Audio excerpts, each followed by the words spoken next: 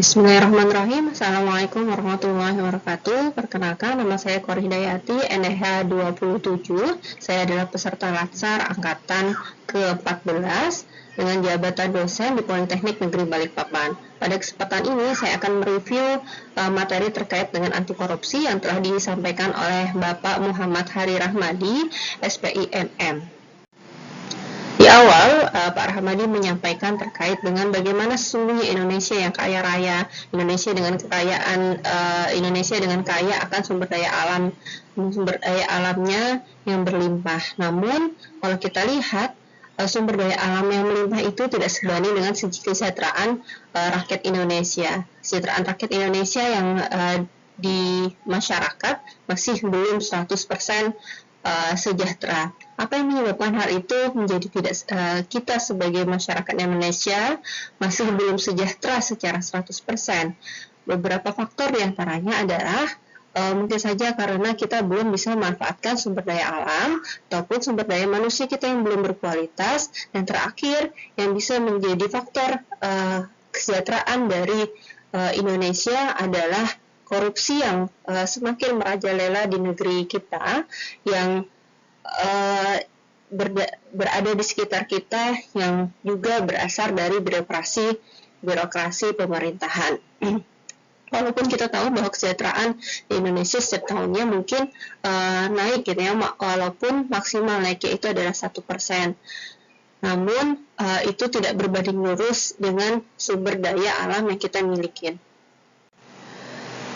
Dan terkait dengan korupsi, faktor yang salah satunya adalah korupsi itu tadi, dan itu akan terkait dengan birokrasi pemerintahan. Birokrasi pemerintahan ini akan kembali lagi kepada bagaimana perilaku dari ASN atau aparatur sipil negara itu sendiri terkait dengan jabatan yang dimilikinya.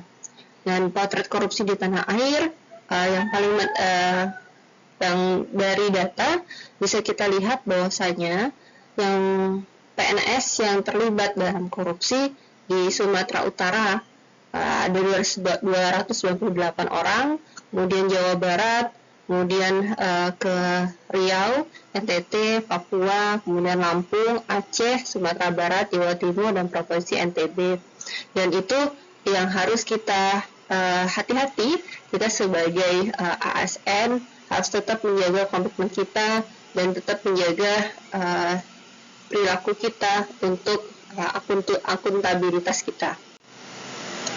Dan kemudian pengertian korupsi itu sendiri.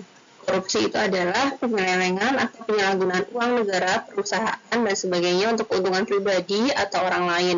Korupsi adalah tindakan setiap orang secara melawan hukum, melakukan perbuatan memperkaya diri sendiri atau orang lain atau suatu korporasi yang dapat merugikan keuangan negara atau perekonomian, itu menurut Undang-Undang Nomor 31 Tahun 99. Dan rumus umum dari korupsi terjadi itu adalah ada rumusnya, yaitu D plus M min A. Itu akan menjadi korupsi. Maksudnya adalah korupsi itu bisa terjadi ketika ada diskresi, kemudian ditambah dengan monopoli di sekitarnya, dan kurangnya akuntabilitas.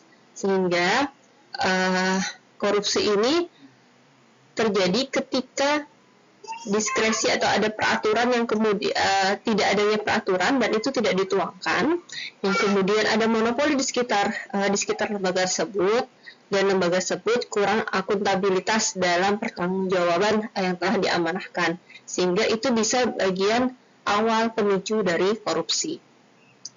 Jika suatu lembaga memiliki diskresi atau kekuasaan untuk mengambil keputusan serta bersifat monopoli dan tanpa akuntabilitas pertanggungjawaban, maka lembaga apapun juga akan cenderung ke korupsi. Itu menurut Bushra Muqaddas.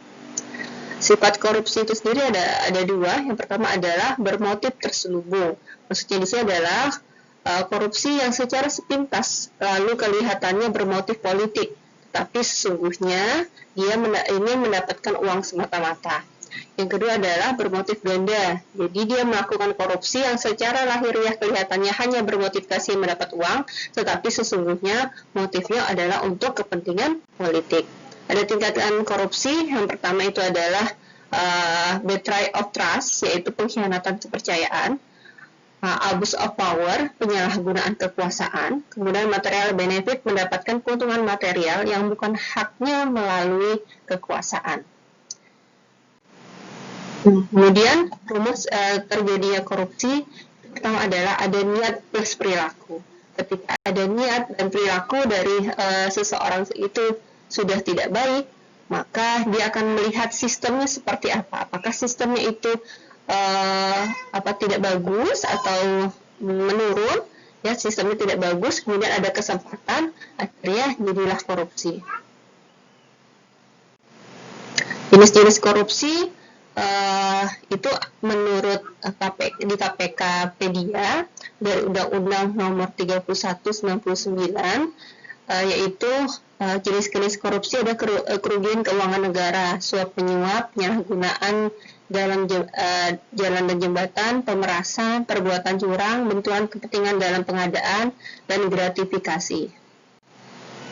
Nilai anti korupsi yang dasar yang harus ada pada diri kita, yaitu kita harus jujur, peduli, mandiri, disiplin, tanggung jawab, kerja keras, sederhana, berani, dan adil.